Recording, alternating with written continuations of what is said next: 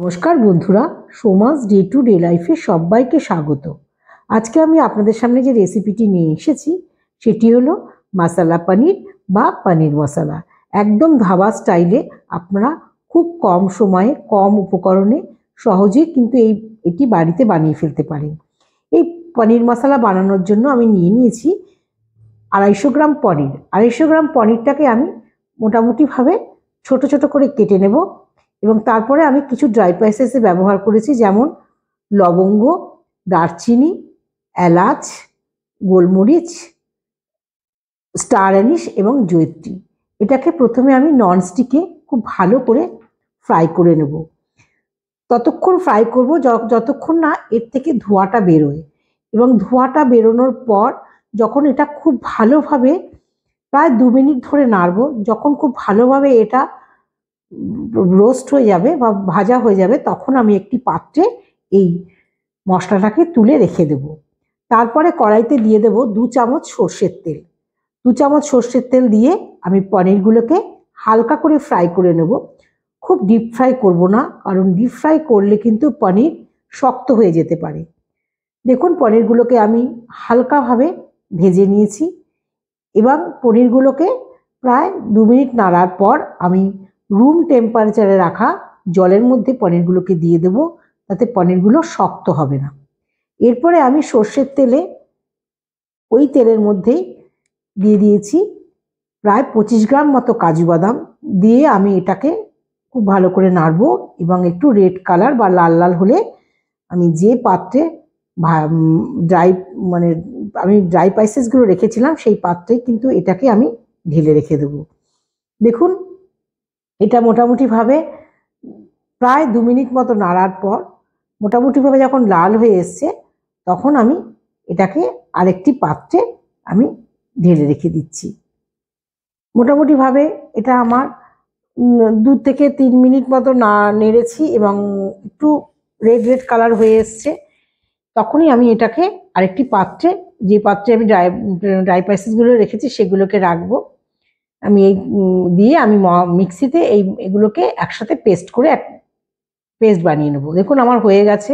লাল লাল করে কাজুগুলোকে ভেজে নিয়েছি এবং ওই ডালার মধ্যেই আমি এগুলোকে উঠিয়ে আমি একটি মিক্সিং জারে এটাকে গ্রাইন্ড করে নেবো। আমি কিন্তু কোনো জলের ব্যবহার এখানে করব না। কোনো জল কিন্তু যখন আমি পেস্ট করব তখন কিন্তু আমি কোনো এর মধ্যে জল দেব না। এরপরে আমি গ্যাসের ওভেনে ননস্টিকে যে সর্ষের তেলটা ছিল তার মধ্যে দিয়ে দেবো 1 চামচ মৌরি এবং হাফ চামচ জিরে গুঁড়ো, গোটা জিরে। 1 চামচ মৌরি এবং হাফ চামচ গোটা জিরে দিয়ে আমি এটাকে মোটামুটিভাবে 1 থেকে 1.5 মিনিট এটাকে খুব ভালো করে নাড়বো। তারপরে আমি এর মধ্যে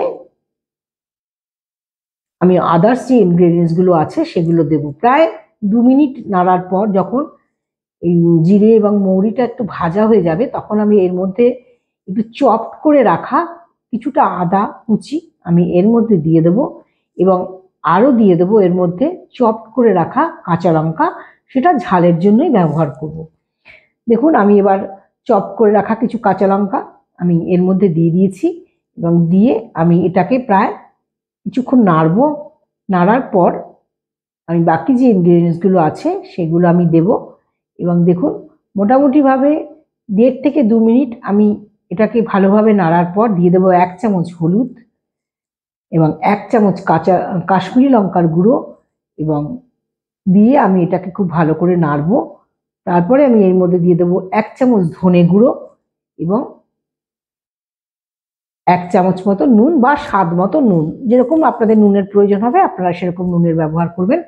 তারপরে আমি 4টে টমেটো মিক্সিতে পেস্ট করে রেখেছিলাম, সেই 4টে টমেটো পেস্ট আমি এর মধ্যে দিয়ে দেবো। দিয়ে আমি কিন্তু অনেকক্ষণ নাড়বো এবং এই মশলাটাকে মেশাবো। যতক্ষণ না এর থেকে তেল ছাড়ে ততক্ষণ কিন্তু আমি এর মধ্যে নাড়তে থাকবো। আমি এর মধ্যে কিন্তু একটু চিনির ব্যবহারও করব, স্বাদটা ব্যালেন্স হওয়ার জন্য কিন্তু আমি অল্প পরিমাণ বা স্বাদ মতো আপনারা চিনির ব্যবহার এর মধ্যে করবেন। মশলাটা মোটামুটিভাবে যখন আমার নাড়া হয়ে যাবে, প্রায় 2 থেকে 3 মিনিট আমি মশলাটাকে খুব ভালো করে কষাবো এবং মশলা থেকে যখন তেলটা খুব ভালো করে ছাড়বে তখন আমি যে মিক্সিতে যে আমি পেস্ট করে রেখেছিলাম কাজু এবং ড্রাই স্পাইসেসগুলো সেইগুলো আমি দিয়ে দেবো। দিয়ে কিন্তু আমি আবার এটাকে খুব ভালো করে নাড়ব এবং প্রায় 2 থেকে 3 মিনিট এটাকে খুব ভালো করে নাড়ার পর যখন তেলটা ছাড়বে তখনই কিন্তু আমি সামান্য জলের ব্যবহার করব। দেখুন এই টেক্সচারটা আসতে হবে আপনাদের, তবেই কিন্তু আপনারা এর মধ্যে জলের ব্যবহার করতে পারবেন। মোটামুটিভাবে আমি 2 থেকে 3 মিনিট গ্যাসটাকে সিমে করে ভালো করে এটাকে নাড়ছি।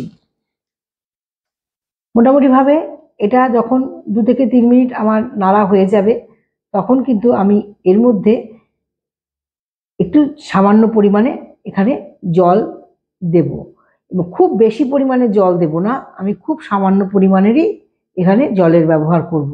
এবং তার আগে আমি দিয়ে দেবো 2 চামচ নর্মাল টেম্পারেচারে রাখা টক দই। টক দইটা দিয়েও কিন্তু আমি এটাকে খুব ভালো করে নাড়ব। 2 থেকে 3 মিনিট আমি নাড়ব।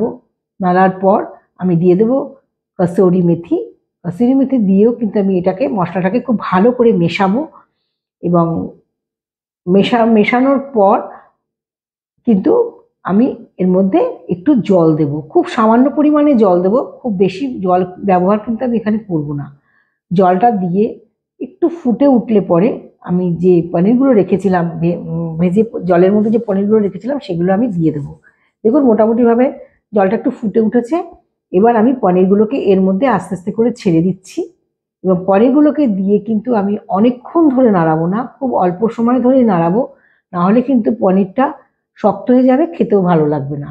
এরপরে আমি কিছু ধনেপাতা কুচি এর উপর থেকে ছড়িয়ে দেব, দিয়ে এটাকে খুব ভালো করে মেশাবো।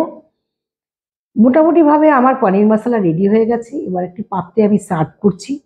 কেমন লাগলো আজকে আমার রেসিপিটা প্লিজ আমাকে একটা ছোট্ট কমেন্ট করে জানাবেন।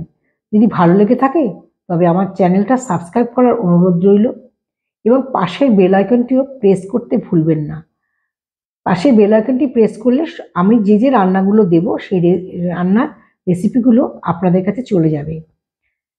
সবাই খুব ভালো থাকবেন, সুস্থ থাকবেন, সুন্দর থাকবেন, আনন্দে থাকবেন। আমার পক্ষ থেকে সবাইকে